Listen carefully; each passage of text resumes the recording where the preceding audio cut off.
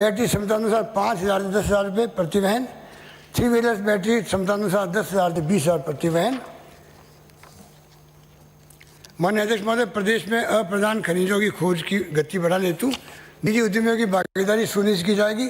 इस दृष्टि उद्यमियों को नॉन एक्सक्लूसिव प्रोस्पेक्टिव लाइसेंस दिया जाना प्रस्तावित है। NEPL धारक द्वारा बनाई गई प्रोस्पेक्टिंग रिपोर्ट के आधार पर विभाग द्वारा करके खनन पट्टे दिए जाएंगे। निजी खातेदारी भूमि में खातेदार के रजिस्टर्ड संबंधित धारक को भी खनन पट्टा एवं क्वारी लाइसेंस का आवंटन किया जाना प्रस्तावित करता हूँ। माननीय अध्यक्ष महोदय, हथकरघा शराब के प्रचलन तथा पड़ोसी राज्यों में से आने वाली अवैध शराब को रोकने के लिए सीमावर्ती जिलों में आबकारी थानों व चौकियों का पुनर्गठन एवं सुदृढ़ीकरण किया जाएगा। प्रदेश में हथकरघा शराब बनाने के लिए लिप्त परिवारों को इस कार्य से विमुख करके उनका पुनर्वास करने हेतु वर्ष 2009 में हमने नव जीवन योजना प्रारंभ की थी। इसके अच्छे परिणाम आ रहे हैं।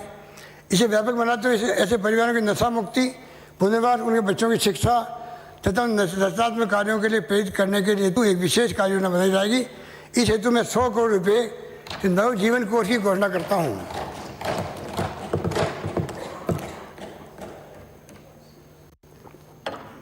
राज्य में शराबबंदी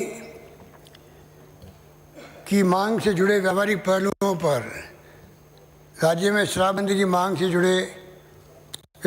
पर पूर्व विधायक श्री गुलशन छाबड़ा जी के साथ, जो हमारे नेता परिवार के बहुत करीब थे, कटारिया जी के साथ 8 सितंबर 2013 को हुए समझौते की पालना के लिए राज्य सरकार प्रतिबद्ध है। स्वर्गीय छाबड़ा जी की याद में नैतिक, धार्मिक और स्वास्थ्य की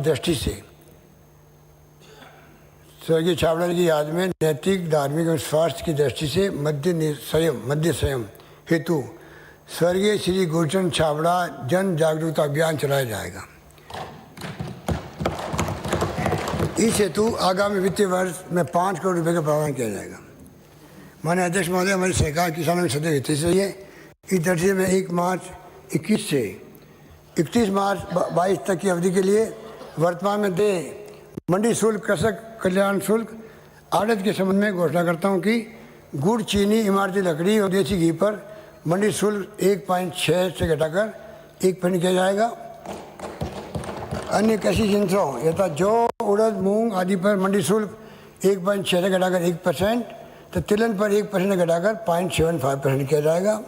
कृषक कल्याण शुल्क को तिलहन, गुड़, चीनी, इमारती लकड़ी, देसी घी, अन्य कृषि यंत्रों यथा जौ, उड़द, मूंग आदि पर 1% घटाकर 0.5% एवं फल सब्जी पर 2% घटाकर 1% किया, फल सब्जी पर 2% घटाकर 1% तथा फल सब्जी पर आड़त 6% घटाकर 5%, तिलहन, गुड़, चीनी, इमारती लकड़ी, देसी घी, अन्य कृषि यंत्रों पर आड़त 2.25 से घटाकर 1.75% की जाएगी।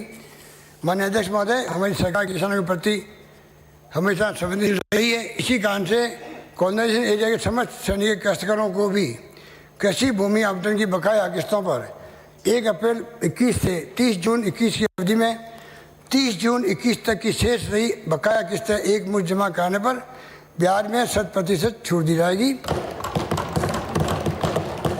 एवं अलॉटमेंट की समस्त बकाया किस्तें एक मुश्त जमा कराने पर मूल राशि में भी 10% छूट के साथ ब्याज 100% छूट देना प्रस्तावित करता हूँ।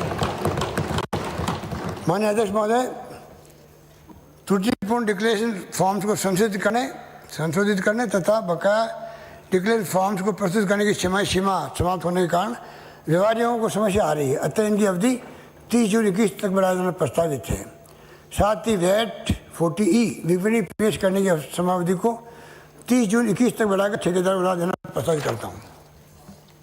वर्तमान राज्य में 50,000 रुपये व अधिक के माल के परिवहन हेतु ई-वे बिल जारी करना अनिवार्य है। छोटे व्यापारियों को हो रही असुविधा को ध्यान रखते हुए ई-वे बिल जारी करने की सीमा को बढ़ाकर 1 लाख रुपये किए जाने की घोषणा करता हूँ। GST लागू होने के बाद रिपीट एक्ट तथा sale tax, VAT, entry tax, entertainment tax एवं लग्जरी टैक्स से संबंधित मांग विभागों के साथ डिस्प्यूट एवं न्यायालयों में अनेक प्रकरण लंबित होने से व्यवहारियों को कठिनाइयों का सामना करना पड़ रहा है। आपको जानकर पसंद होगी कि कोविड-19 से उद्योग व्यापार जगत पर पड़े विपरीत प्रभाव से मद्देनजर एक सरल व्यापक एकीकृत एमनेस्टी स्कीम 21 तुरंत प्रभाव लागू की जाएगी। ये पहली बार मूल टैक्स में भी छूट देना प्रस्तावित है। इसमें ज़्यादा से ज़्यादा व्यापारियों को लाभ देने हेतु कर निर्धारण के री एक्स पार्टी आदेशों को रीओपन करने तथा रेक्टिफिकेशन हेतु आवेदन करने की अवधि को बढ़ाया जाएगा। इस स्कीम के अंतर्गत कोई मॉनिटरी सीलिंग नहीं होगी। इसमें ब्याज एवं शास्ती में पूर्ण छूट के साथ मूल टैक्स में भी श्रेणी वाइज छूट होगी। जो पहले विकल्प देगा उसे अधिक छूट मिलेगी। यह स्कीम पूर्णतः ऑनलाइन एवं फेसलेस होगी तथा 30 सितंबर 21 तक प्रभावी रहेगी। मुझे एहसास है कि कोविड के कारण सभी वर्गों को हार्डशिप हुई है, अतः उपरोक्त कर प्रस्ताव में कोई भी नया कर, माननीय अध्यक्ष महोदय, मुझे एहसास है कि कोविड के कारण सभी वर्गों को हार्डशिप हुई, अतः उपरोक्त कर प्रस्ताव में कोई भी नया कर नहीं लगाया गया है।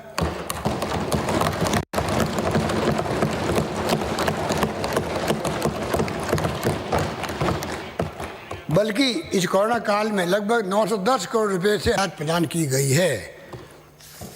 इन कर प्रस्तावों के अतिरिक्त कुछ अधिनियमों के प्रावधानों में संशोधित प्रस्तावित है।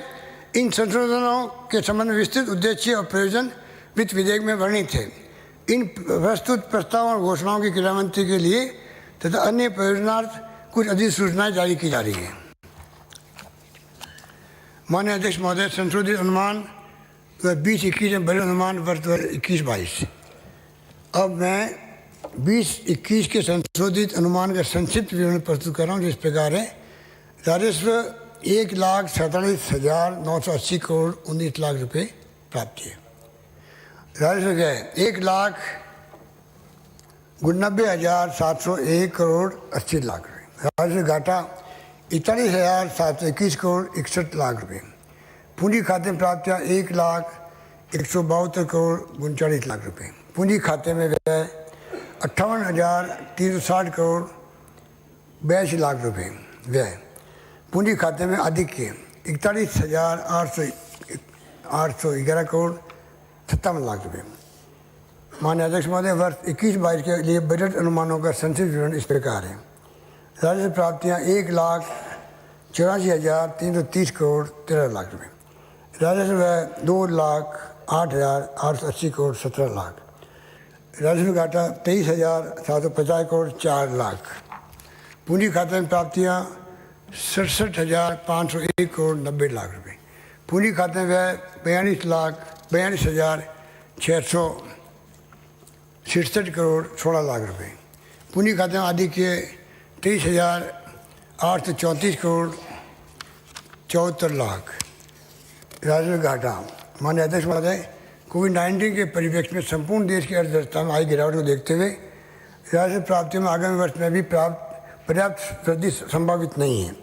अतः सरकार के कार्यकलापों के संचालन और लोक कल्याणकारी योजनाओं का समयबद्ध क्रियान्वयन करने की दृष्टि से वर्ष 21-22 के बजट अनुमानों में राशि 23,750 करोड़ 4 लाख का राजस्व घाटा अनुमानित किया गया है। Physical deficit. माननीय अध्यक्ष महोदय, 15वें वित्त आयोग द्वारा की गई अभिसंख्या के अनुसार वर्ष 21-22 के लिए शुद्ध ऋण सीमा राज्य सकल घरेलू उत्पाद की 4% निर्धारित की गई है। इस सीमा में वर्ष 21-22 के बजट अनुमानों में राजकोषीय घाटा राशि 47,652 करोड़ 77 लाख अनुमानित है, जो कि राज्य सकल घरेलू उत्पाद GSDP का 3.98% है।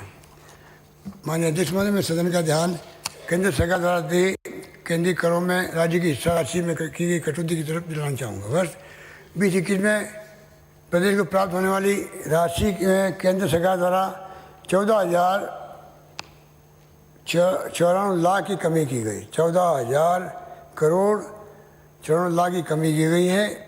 साथ ही आगामी वर्ष हेतु भी मात्र रुपये 40,106 करोड़ 51 लाख का प्रावधान किया गया, जो कि वर्ष 2021 मतलब पिछले बजट के प्रारंभिक अनुमानों से भी 6,779 करोड़ 36 लाख कम है। हमारे द्वारा इस कमी की पूर्ति करने हेतु केंद्र सरकार द्वारा अनुमत अतिरिक्त ऋण सीमा का उपयोग करने के साथ साथ वित्तीय प्रबंधन पर फोकस किया गया है।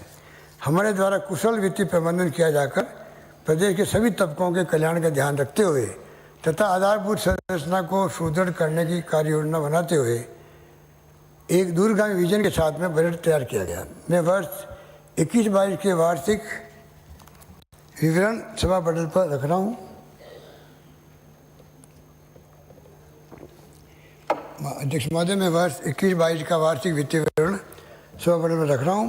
साथ ही FRBM एक्ट की धारा 5 के अंतर्गत वार्षिक बजट के साथ प्रस्तुत किए जाने वाले मध्यमकालिक राज्य वित्तीय नीति विवरण, medium term fiscal policy statement और राज्य वित्तीय नीति युक्ति विवरण, फिस्कल पॉलिसी स्ट्रेटेजी स्टेटमेंट भी सदन में प्रस्तुत किए जा रहे हैं। वर्ष 21-22 का वार्षिक वित्तीय विवरण सभा पटल पर रखा जा रहा है और अन्य बजट पत्रों के साथ अनुदान की मांगें भी प्रस्तुत की जा रही हैं। मुझे विश्वास है कि माननीय अध्यक्ष महोदय, मुझे विश्वास है कि विषम परिस्थितियों एवं चुनौतियों का सामना करते हुए प्रदेश की समृद्धि एवं खुशहाली के लिए हम पक्ष व विपक्ष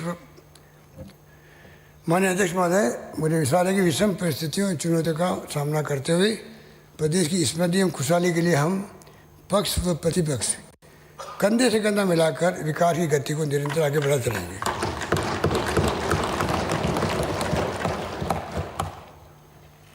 निगाहों में मंजिल थी, गिरे और गिरकर संभलते रहे। निगाहों में मंजिल थी, गिरे और गिरकर संभलते रहे।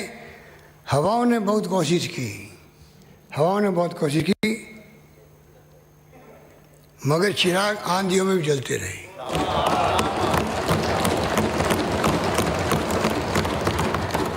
आप तो जानते ही हैं। इन्हीं भावनाओं के साथ मैं बजट प्रस्ताव को स्वीकृति की स्तुति के साथ माननीय सदन के विचारार्थ अनुमोदनार्थ प्रस्तुत करता हूँ। धन्यवाद अध्यक्ष महोदय। प्रस्तावित किए जाने वाला विधेयक राजस्थान वित्त विधेयक 2021 अशोक गहलोत प्रभारी मंत्री। मुख्यमंत्री जी राजस्थान आए हुए अनुमान उपस्थान करेंगे। मैं आपकी अनुमति से राजस्थान राज्य आय व्यय अनुमान वर्ष 2021-22 का उपस्थापन करता हूं और इसे सदन की मेज पर रखता हूं। विधेयकार पूर्व स्थापित किए जाने वाला विधेयक राजस्थान वित्त विधेयक 2021 से अशोक गहलोत प्रभारी मंत्री। माननीय अध्यक्ष महोदय, मैं आपकी अनुमति से राजस्थान वित्त विधेयक 2021 को पूर्व स्थापित करने के आगे प्रस्तुत करता हूँ। प्रश्न यह है कि राजस्थान वित्त विधेयक 2021 को पूर्व स्थापित करने की आज्ञा प्रदान की जाए। पक्ष में वो आ गए हैं, विपक्ष में वो ना गए हैं। जो पक्ष में वो आ गए, विपक्ष में वो ना गए। हाँ पक्ष जीता। विधेयक को पुनर्स्थापित करने की आज्ञा प्रदान की गई। प्रभारी मंत्री विधेयक पुनर्स्थापित करेंगे। अध्यक्ष महोदय, मैं आपकी अनुमति से राजस्थान वित्त विधेयक 2021 को पुनर्स्थापित करता हूँ। सदन की मेज पर रखे जाने वाले पत्रादि वार्षिक प्रतिवेदन एवं लेखे।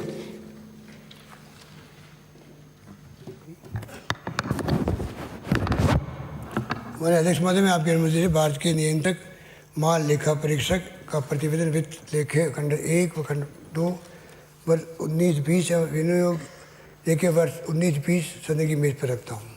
सदन की बैठक गुरुवार दिनांक 25 फरवरी 2021 के प्रातः 11 बजे तक के लिए स्थगित की जाती है।